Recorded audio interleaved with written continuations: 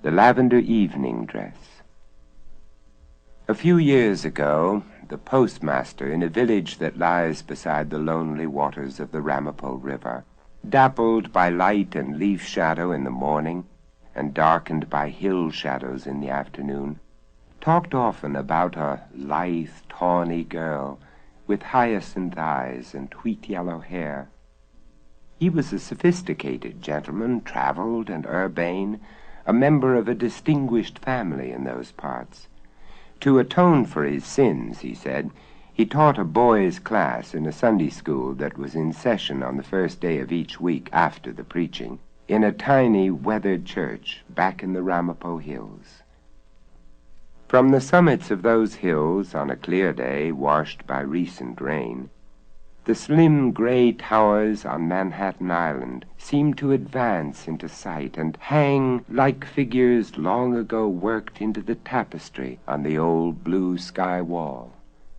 None of the boys in the Sunday school had ever entered the city on the horizon, and only a few of them had been to Hilburn or Sloatsburg in York State or any of the New Jersey towns to the west. They were a shy lot, but wild as wood animals are wild, and they found the simple lessons in Christian ethics the postmaster was trying to teach difficult at best and impossible at those times when that girl was around. She went through his class, the postmaster said, like a slow pestilence.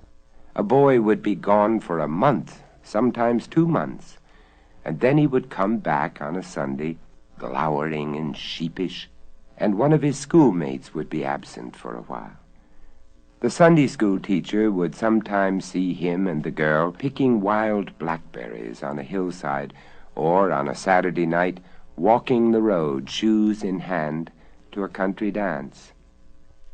There was much talk about the girl among the hill folk gossips, and the postmaster, whose job gave him speaking acquaintance with most of these, gathered from what they said that she was gay and hot-tempered and amoral, feeling that the general admiration gave her the privilege of disobeying the somewhat eccentric conventions of her own community.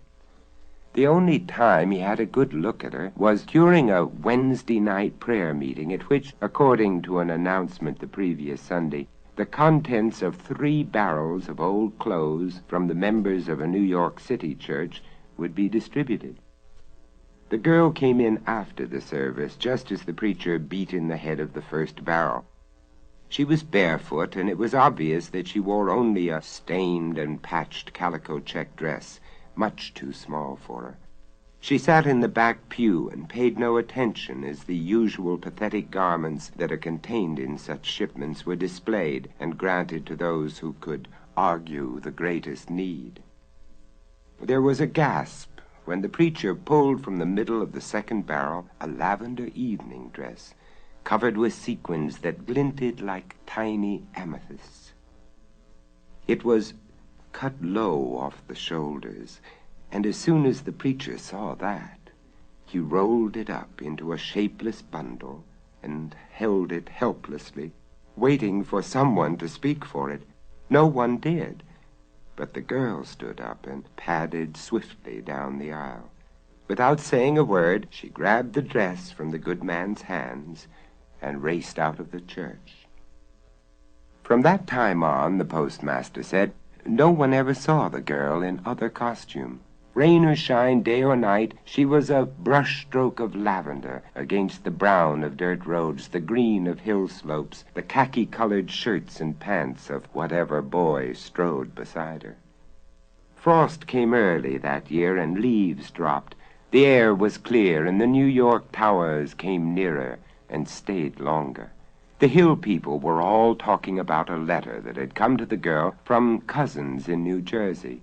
The postmaster had told one of his Sunday school boys that the letter had come, and the next day she had stood before his window and quietly asked for it, the sequins glinting purple in the shadowy room. People who dropped in the next day said her cousins had invited her to visit them, and they had sent her the money for her bus fare. A week later, a witness regaled the postmaster with a description of the expressions on the faces of the bus passengers down on the asphalt highway 12 miles away when the girl climbed aboard, holding her long skirt about her waist. In mid-December came a cold snap, and the thermometer outside showed 18 degrees below zero when the postmaster opened his window for business. The people in the line of waiters for mail were more eager to give him the news than to receive their letters. The body of the girl in the lavender dress had been found frozen and stiff on the road a few miles above the bus stop. Returning from Jersey City, she had left the bus and begun the long walk home, but the evening dress had proved too flimsy wear for such a night. The postmaster said that after this tragedy, all the students in his class came regularly to Sunday school, and that was the end of the story of the girl.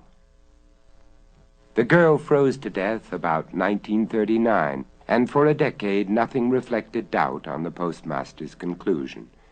But now a growing number of people feel that his narrative, the truth of which is easily provable by many witnesses, has had an inexplicable consequence. Overtones that have transcended his matter-of-fact realism. For a strange report recently began its rounds of upstate towns, and particularly colleges. It had many variants, as such tales do, but in none of them was it in any way connected with the account of the girl, her dress, and her death. A factual record known only in the vicinity of her Ramapo home, and the suggestion of such a connection is made here possibly for the first time. As I heard it, 2 Hamilton College juniors, motoring to a dance at Tuxedo Park after sunset of a warm Indian summer Saturday on the road that runs through the valley of the little Ramapo River, saw a girl waiting. She was wearing a party dress the color of the mist rising above the dark water of the stream, and her hair was the color of ripe wheat. The boys stopped their car and asked the girl if they could take her in the direction she was going. She eagerly seated herself between them and asked if they were going to the square dance at Sterling Furnace. The thin, tanned face with high cheekbones, the yellow hair, the flashing smile, the quicksilver quality of her gestures enchanted the boys, and it was soon a matter of amused debate whether they would go along with her to Sterling Furnace or she would accompany them to the dance at Tuxedo. The majority won, and the boys were soon presenting their new friend to the young couple who were their hosts at the park. "Call me Lavender," she said to them. "It's my nickname because I always wear that color."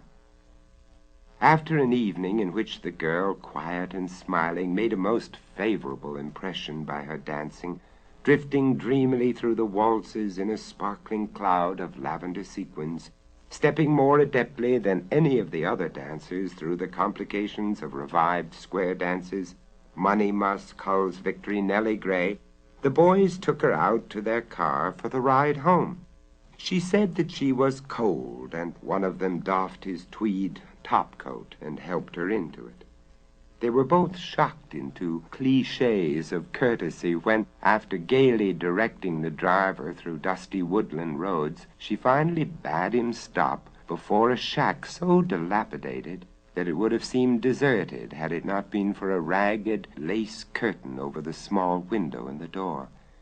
After promising to see them again soon, she waved good night, standing beside the road until they had turned around and rolled away. They were almost in Tuxedo before the chill air made the coatless one realize that he had forgotten to reclaim his property, and they decided to return for it on their way back to college the next day. The afternoon was clear and sunny when, after considerable difficulty in finding the shack, the boys knocked on the door with the ragged lace curtain over the window. A decrepit, white-haired woman answered the door and peered at them out of piercing blue eyes when they asked for Lavender. "Old friends of hers?" she asked.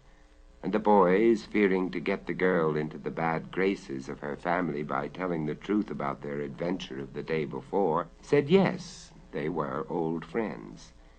"Then ye couldn't have heard she's dead," said the woman. "Been in the graveyard down the road for near 10 years.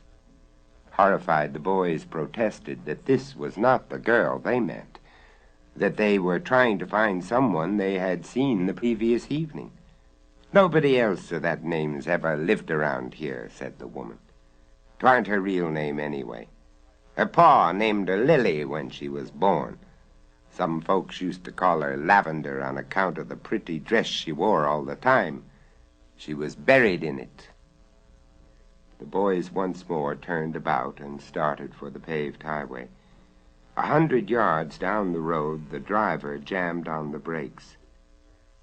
"There's the graveyard," he said, pointing to a few weathered stones standing in bright sunlight in an open field overgrown with weeds.